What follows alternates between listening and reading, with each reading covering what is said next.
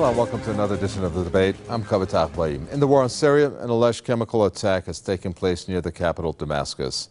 Scenes of death, bodies piled on top of each other. But was it a chemical attack? Insurgents claimed 1,300 people were killed. They blamed the attack on government forces. The toll, however, was revised down to over 100, even though now it has gone up again.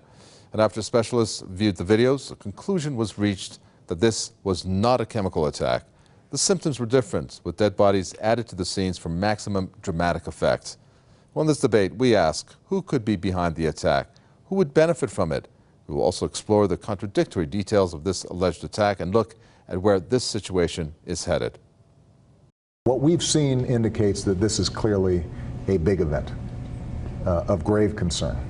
Western countries are once again jumping on the bandwagon to push the UN Security Council into authorizing use of force against Syria.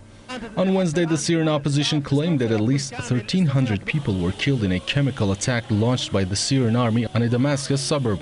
The army flatly denied the accusation, calling it a dirty propaganda at the time when the military has the upper hand in its fight against foreign-backed insurgents. Videos of the alleged attack were distributed just days after a UN inspection team arrived in the Arab country to investigate the alleged use of chemical weapons in previous month. Now the standoff between Russia on the one hand and the US, UK and France on the other is building up. France says it's seeking force if it's confirmed that the Assad government used chemical weapons. London is taking an even harsher stance, directly accusing Damascus of carrying out the attack. I know that some people in the world would like to say this is some kind of conspiracy brought about by the opposition in Syria. I think the chances of that are vanishingly small. And so we do believe that this is a chemical attack by the Assad regime. But Russia insists that only an objective investigation can resolve the matter, saying it will not accept use of force against Damascus. Against the background of another anti-Syrian wave of propaganda, we believe calls from some European countries to apply pressure on the UN Security Council and already now take a decision on the use of force are unacceptable. Moscow, which has encouraged Damascus to cooperate with the UN team, has its own reasons to reject the accusation. It argues that the internet footage had been posted several hours before the alleged attack. Evidence is mounting that the criminal action was clearly provocative in nature. We are talking about an action already planned in advance. In addition to Moscow, there are some experts who doubt the authenticity of the videos, arguing that there is inconsistency among the victims' symptoms. There are, within some of the videos, examples which seem a little hyper-real and almost as if they've been set up.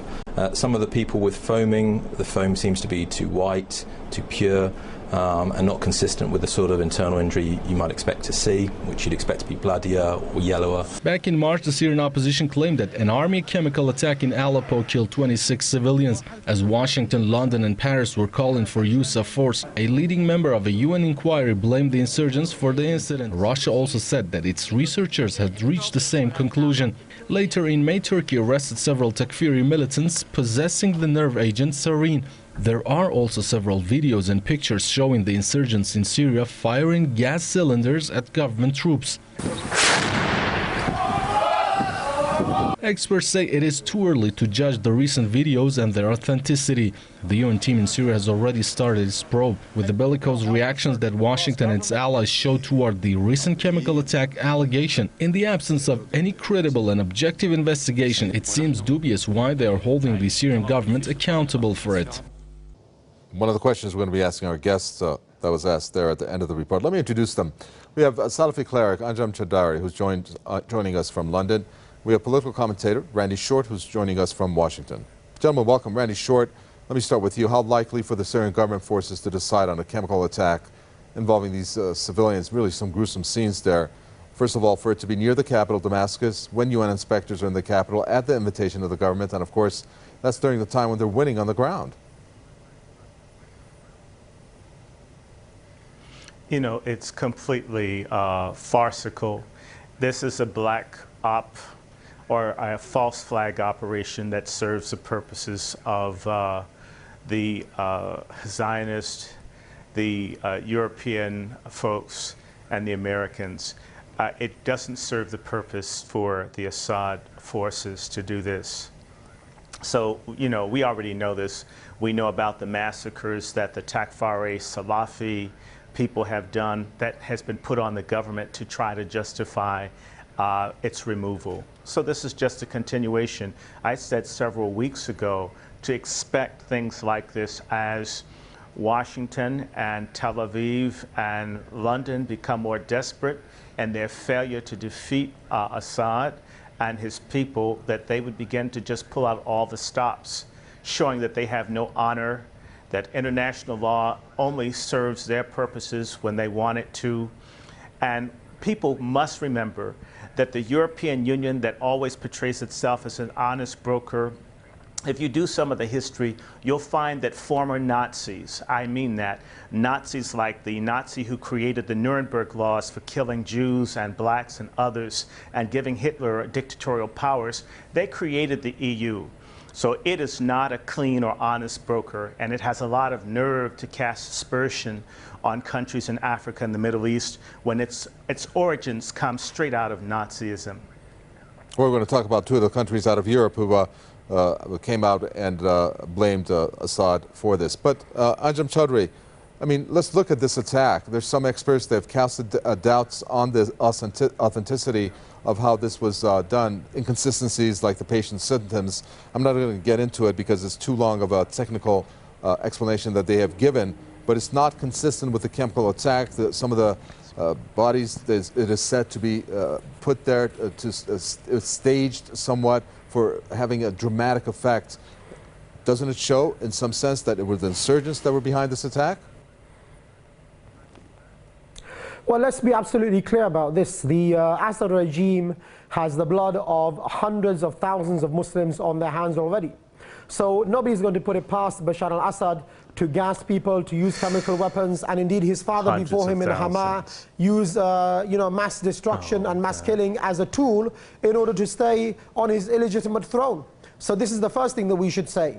Now, whether this was actually, perpetrated, in terms of 1,400 or 100 or however many numbers, you want to make it, the fact is that people are being killed by the Bashar al-Assad regime. And I think we need to look at the players here. People are jumping up and down saying, oh, what about the United Nations weapons inspectors? The United Nations is, if you like, the successor to the League of Nations. The League of Nations before was a successor to the Christian club in Europe, which basically gathered together in order to confront the Ottoman Empire, the Islamic State. So what we can see is even now the United Nations has resolutions which ensure that the Sharia will not be established. Hence we see, for example, the green light for the war against so-called terror in Afghanistan, at the head of which is the American establishment.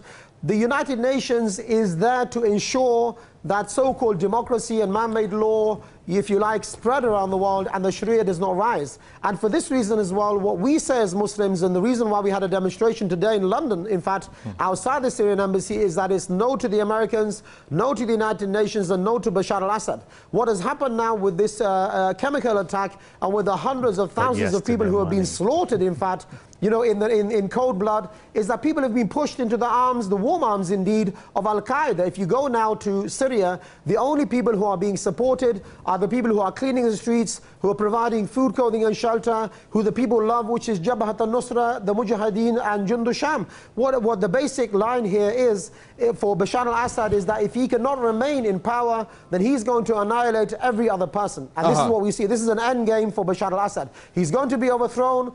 People like the Russians and the Americans are trying to find out who they want to support. And they don't want, if you like, Jabhat al-Nusra and the Sharia, and therefore they are willing to support anybody else to prevent the Sharia and Islam coming into force in Syria. Okay, I'm trying to break some of the statements that are apart for you, Randy Short, but take your pick. Either I go on with my next question or you can give a reaction to Anjem Choudary to that.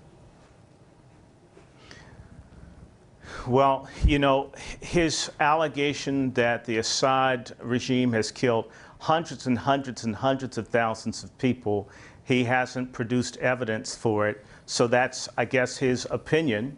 Number two, the Brotherhood that he's so fond of, they've killed hundreds of thousands in Sudan, and they've killed them in Libya. I've heard in the tens of thousands, but you'll never hear any outcry from him. Because they basically don't like anything that they see in the Assad regime that they're a worse copy of. And it has to be said that the father is very different from the son. And to make them one and the same is like saying that two people are identical, and that has not been the case. In fact, if he were anywhere as aggressive as his father, he would have probably defeated people a long time ago. If anything, the younger Assad has been far more diplomatic and passive to the degree that this could even happen. So I would wager to disagree. Part of why Syria is under attack has been because the younger son has tried very hard to remove his country from isolation and to reach out. And in reality, looking where his people, these people on the ground, they have massacred Kurds, Christians, Sunni, Shia, they'll kill anybody. And this is a complete misrepresentation of Sharia. I don't know where he got it from. Let me come back. I'm more a Bible person. The Bible says Satan comes to kill, steal, and destroy. And that's all you're doing is killing, destroying, and eliminating people. Go ahead, let me come back to that. You're the one that made these very strong accusations by the hundreds of thousands of people, and you can't produce that. Ajam Chaudhry, go ahead. Okay, can I come back now? You made many allegations, and that's why I responded. It was my time. Wait a second. Just pause for breath for 1 second. Pause for breath.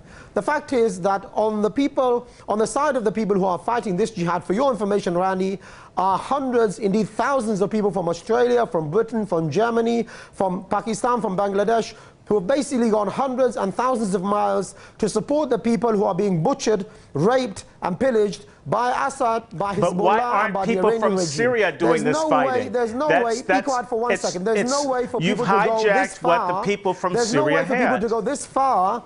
There's no way. Wait a second. I didn't interrupt you. Randy, there's no way for people to go that far. They did this in Afghanistan. They went that far and they destroyed a society. Innocent men, women, and children. This is absurd. Only in the mind of an American citizen. Yes, they're doing it. You know that they're doing that. It's only in the mind where you want to clarify and make what you're saying right.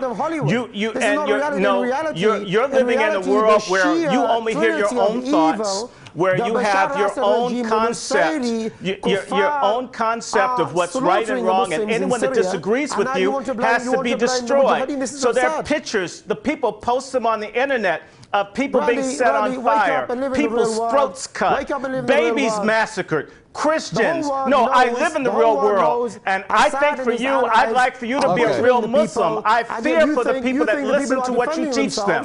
Are raping people. How does someone rape people to defend them? How do people rape people to defend them? The people are coming from Europe, what, to rape people? Are you absurd? When they give them a muta, if you were following the news, you know goodness well that those people demanded that they be given the right to have muta, where the women would be taken against their will. No, I'm not crazy. I'm in full cognizance of my mind. Start committing atrocities and no, I women, don't. and children. You've got this issue.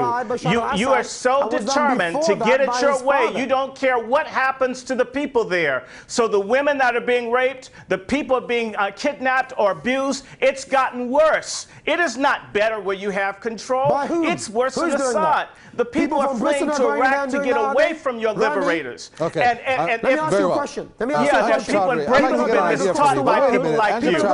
I let you guys go at it. Ajam Chaudhry, let me just get an idea from you. A lot of people do stuff across the world. Ajam Chaudhry, I'd that like to get doesn't an make opinion it right. You're crazy. It's You're a Syrian people's country. Let the Syrian people fight for their country. Change it if they want to, but not all these other people coming in and killing them. People from Libya, who the Libyans don't want, that they're killing the people in the Brotherhood right now in Libya because they're tired of it. They don't like what you're trying to give to them, and it's not Islam. In fact, you guys are CIA and MI6 employees with some crazy Wahhab scriptures that you interweave with that. CIA?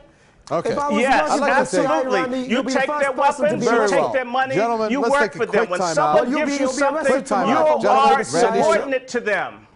Okay, Ajam Chaudhry, I'd like to ask you a question here. I don't care. I'd like to ask you a question, Ajam Chaudhry. You've seen the video of what has happened in terms of this alleged chemical attack. You've seen lifeless bodies, you've seen the dead bodies, you've seen the small children gasping for air. Isn't it time for this to stop? Doesn't there need to be a political solution to the matter? Yeah, absolutely. Yes, of course. I mean, I think that a solution to this problem is definitely what the whole world is looking at. But when the people use the term political solution, what they are talking about is bringing, for example, the Iranians and bringing the Hezbollah and bringing Bashar al-Assad and the FSA and all of these people, apart from Jabhat al-Nusra, Jundu Sham and the Mujahideen and those people who are now supporting Al-Qaeda. These people will never be brought to the table. Basically, what the Americans and their own allies and their own, if you like, friends in the area want is they want an American stooge or someone who is a Russian stooge to take power the way they put Nur al-Maliki in Iraq, who used to be working for an American oil company, the way they put Hamar Karzai in Afghanistan. They want a puppet in the area. What we say, it's a couple of years too late for that and a few 100,000 people too late. So you're saying there's not a political Muslims, the ordinary solution Muslims in sight? in the region will accept a political solution. They will accept nothing less than Bashar al-Assad to be removed, for the Sharia to be implemented. The only solution that the Muslims around the world who practice Islam will accept is jihad fi sabilillah at this time. There's well, no let's look at the international reaction. Randy Short, understands. let's look at the international reaction. And this is interesting. Before any investigation by the UN, Randy Short, I know it's tough. France talked about the use of force against the Syrian government. Even the UK government said that President Assad was responsible for the killing. Isn't that kind of strange? Before any investigation, they come out and they blame Assad. Well, I mean, they blamed Osama bin Laden, who no one can prove had anything to do with the attack on the Twin Towers. They've made up and scripted their justification. It's a typical European thing. They want a moral rationalization to go in and oppress and steal resources and impose sellout traitor, Judas Quisling type leadership. That's what they want. And the British and French, their economy is sinking. The British are not able to get their North Sea oil. It's running out, so hell, they want to steal it from another country and make it come under the guise of morality. The good, stiff, upper lip British, who are just the biggest pirates of all times. The British Empire is based on piracy, and the French as well, and the American is on genocide and expansionism, wiping out peoples. So this is the same old game. Well, let's take a quick time out here. There's been so many comments on this, and of course this has really arisen the anger of many of the viewers who actually gave comments on our Facebook page. Here's just a sample of some of them.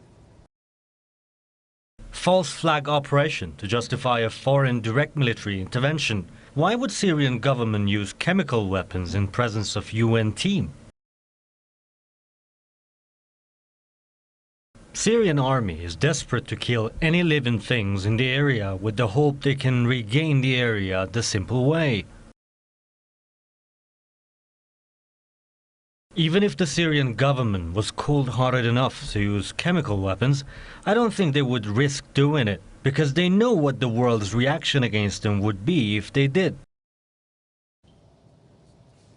Well, I'd like to zoom in on the first one. Randy Short, I'd like to come with you with this question in terms of what perhaps many are saying to have been an outcome of this alleged attack, and that was some type of intervention. Was that an aim, A, and B, do you think that that is indeed now more than ever being contemplated, especially by the United States, or what countries would be involved if there were to be an intervention?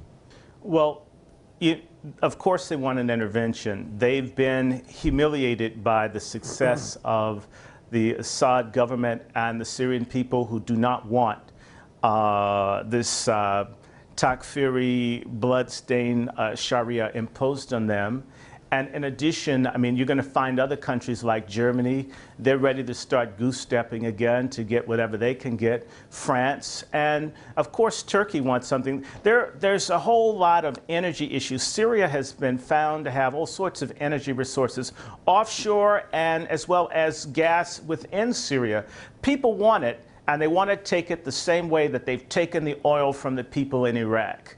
So, you know, it has nothing to do with the people, and they're willing to use intermediaries. This is Sykes-Picot 2.0. Sykes-Picot was signed in 1916 And that whole thing that they called fiction, of a visage of fiction where people would have their own states, it's unraveling. And so the same powers that wanted to exploit and rip off the Muslim world and to steal their resources are now trying to create a new structure by which they can continue to steal the resources and oppress the people. And look as if they're morally ethical and decent people who respect human rights, when that's not the case. In fact, if this were, there wouldn't be this war going on right now. They would have made talks. You wouldn't have 100,000 dead people in Syria if the Western countries and the Saudis and the other people in these monarchies that don't even honor the Prophet, peace be upon him, they would not let this happen if they respected what they said they preached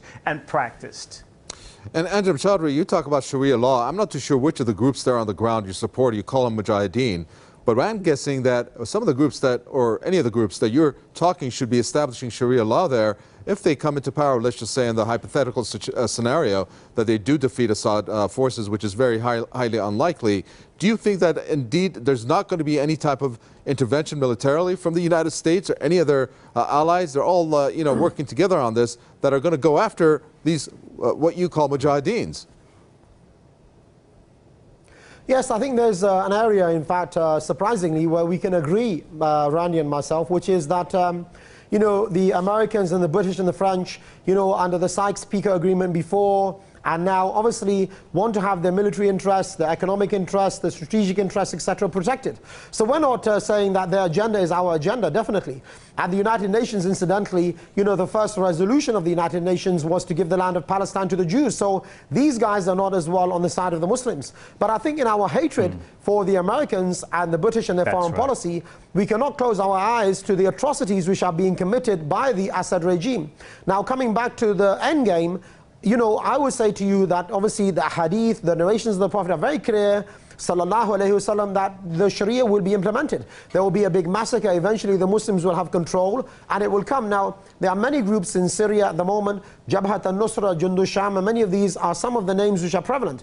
But these will continue to fight. I believe the Americans will come in when they realize that Bashar al-Assad is going to be removed. I'm sorry, Anjem Choudary, I got to jump in and get the closing from Randy Short. End game here, Randy Short. In 30 seconds or less, please. End game, I believe that they're going to be forced into negotiation because the elections will come up. I believe that people are going to rise up and be against this because they'll see that it's a sham and it's a fraud, and the Syrian people have to choose their destiny, not Takfiris from other countries that are on a thrill-seeking muta, kill-em-all game calling it Islam. I don't buy that, and I don't think you do either. Hopefully sooner than later. Thank you very much. We heard from Salafi cleric Anjem Choudary there from London, and also Randy Short talking there. He's a political commentator talking to us from Washington. Thank you for watching another edition of The Debate. From me, Kaveh Taqwi, and the entire team in the capital, Tehran. It's goodbye.